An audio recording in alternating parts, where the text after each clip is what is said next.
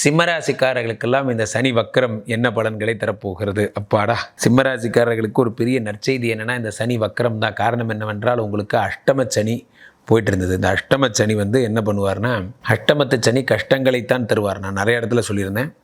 இந்த அஷ்டம சனி என்ன பண்ணுறாருன்னா, உங்களுக்கு சிம்மராசிக்காரர்களுக்கு இதில் 6-7 கூடியவர் 8ஆம் வீட்டில் மறைந்திருந்தார்.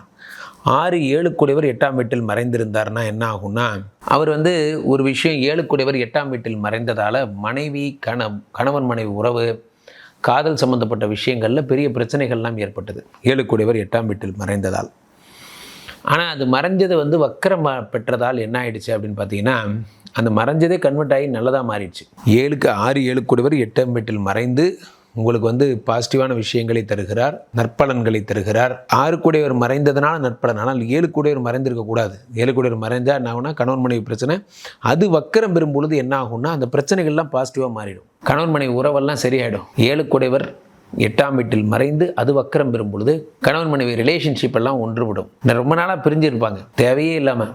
அழகே சுகமா